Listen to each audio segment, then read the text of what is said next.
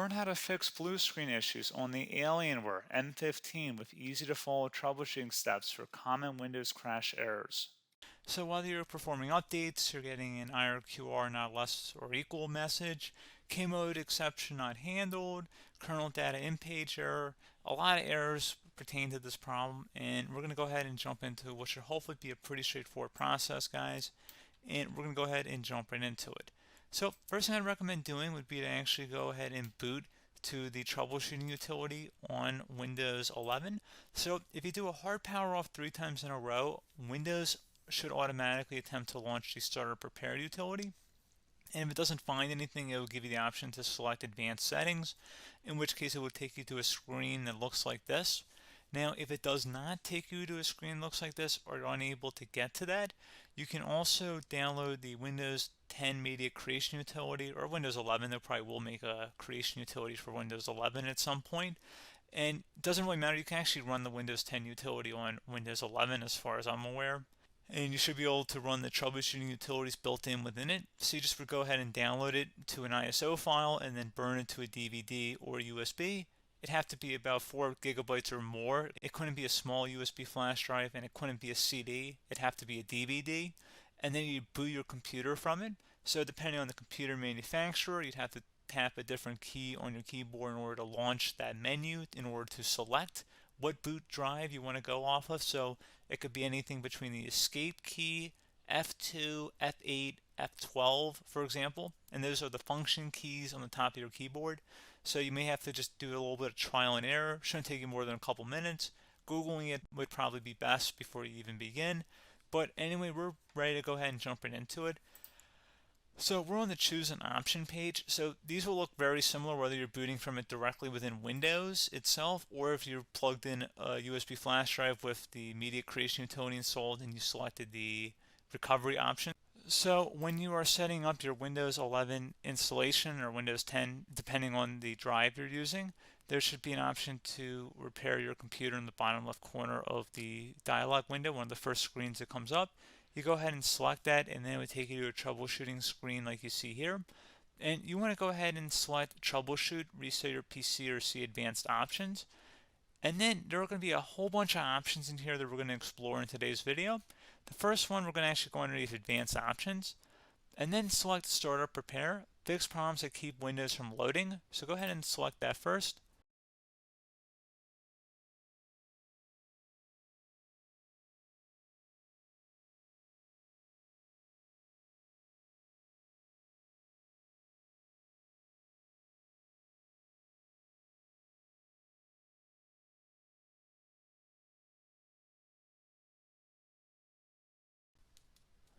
Okay, so you can see it could not repair our PC. That was our first option we could try. Something else, if we go back into advanced options here and then select troubleshoot, we're going to go underneath advanced options again. You can go ahead and actually access safe mode by selecting startup settings. And then if you select the restart button, you have the option on the screen select safe mode with networking, which will give you a key on the screen. It'll tell you which key to press to enter that. I believe it's the F7 key. It'll do that for you. I'm not going to go over that in today's tutorial because I don't really want to go into safe mode, but you're more than welcome to attempt that by going into here and then selecting restart. Again, it'll launch another screen. It'll say what key do you want to press, and it'll give you like 7 or 8 different options, and you want to select safe mode with networking. There's also an option for a command prompt too, but that's going to be something we're going to cover later in this video, and we don't even have to go through that in order to access it. So that's why I'm not going to really push for that, because unless you know exactly what's causing the problem, you probably don't need to go into safe mode. Unless you're trying to recover files, in which case then you definitely can go into safe mode, but we're trying to actually recover our computer here. So I hope that makes sense. Something else we can also try here as well would be to uninstall updates, remove recently installed quality or feature updates from Windows. So if you go ahead and select that, you can uninstall the latest quality updates, which generally is the more day-to-day updates. Feature updates are the less regularly released ones, like the big ones. I would equate it to service packs in like Windows 7 and Windows Vista and Windows XP. So larger updates that occur once or twice a year at most. And the quality updates are more just a regular update. So probably obviously depend. It'll take longer if you're going to try and uninstall the latest feature update versus quality update, and maybe you don't need to go back that far. So just giving you guys a couple of pointers with that. Something else you can also look at here, and we're going to jump into the command prompt in a little bit, but you can select System Restore, which will use a restore point recorded on your PC to restore Windows. And this is something I would highly recommend here, guys. So select Next.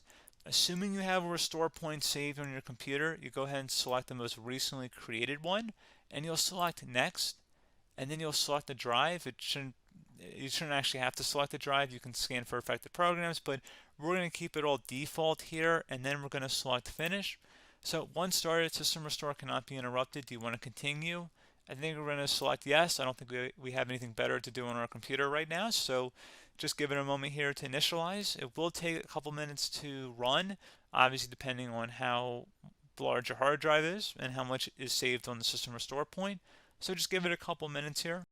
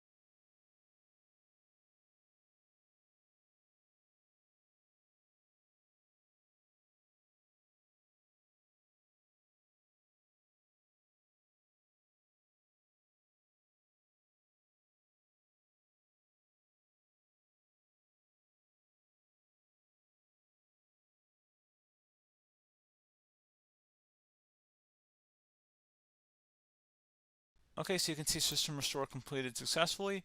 The system has been restored. Your documents have not been affected. Click the Restart button to restart your computer. Go ahead and select Restart.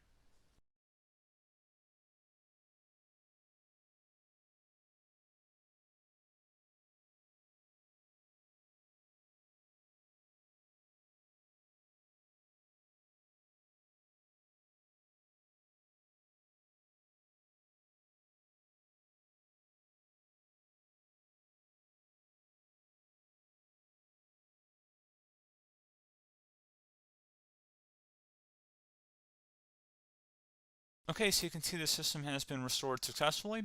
We're going to go over a couple different methods in addition to that if that did not work. So I'm just going to pause the video and we're going to start back on the recovery screen that we started with. Okay, so a couple other things we can try here too. If you go back into troubleshoot, you can select reset your PC, while you choose to keep or remove your personal files and then reinstalls Windows. You can select to keep my files, which will remove apps and settings but keeps your personal files. You can also select remove everything, which will remove all of your personal files, apps, and settings. So this is more of a factory reset, the second option here.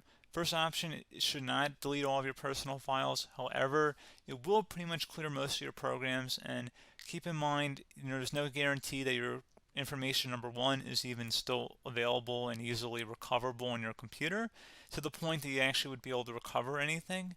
And the second point is that there's always a chance that it won't actually recover and it will just do a factory reset anyway.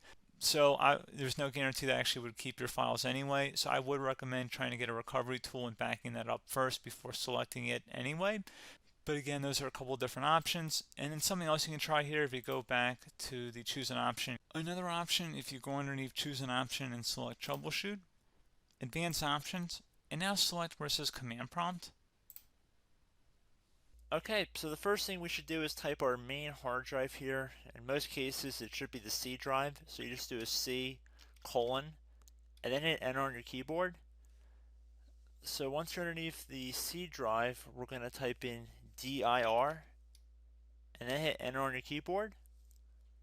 It should have program files, users, and Windows all in there. That's how you know you're in the right directory.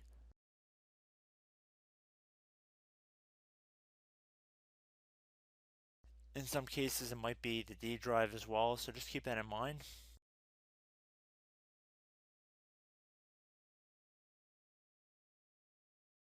Next thing we're going to do is type in cd space /Windows /system32/config, and then you're going to hit enter on your keyboard.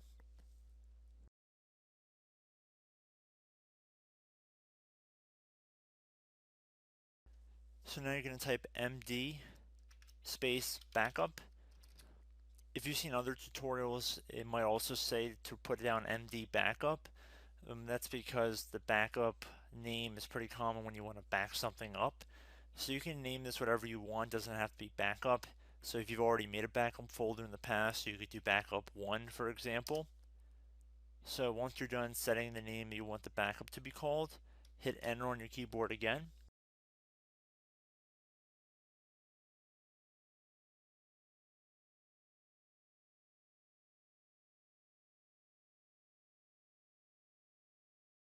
At this point you want to type copy, C-O-P-Y, space, then you want to do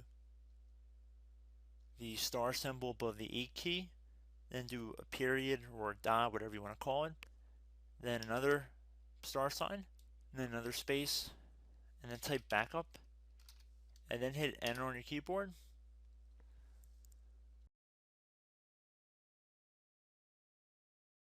Now you want to type cd reg back, R-E-G-B-A-C-K, and then hit enter on your keyboard. So now that we are under the reg back, so now you want to type dir again, and then hit enter.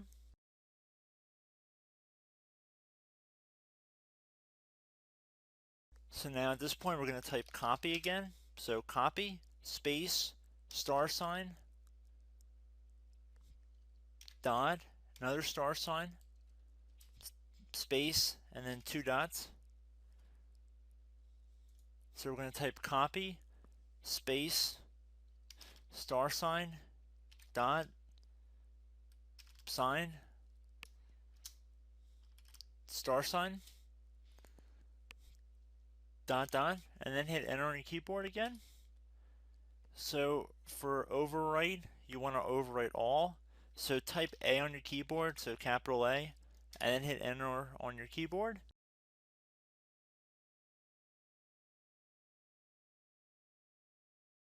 So at this point you should be good to go. You can close out of the command prompt window, and if you accidentally continue to Windows 10 you should be all set. So I hope one of these 3 or 4 different methods we went through in this tutorial helped you guys out. Again, I'm not sure if you guys heard me earlier, but try to go back into your safe mode if possible and uninstall any programs you know might be conflicting with the Windows startup if you can get into safe mode. So just keep that in mind. Something very simple like that could be blocking up everything. So again, I hope this tutorial helped you guys out, and I will catch you in the next tutorial. Goodbye.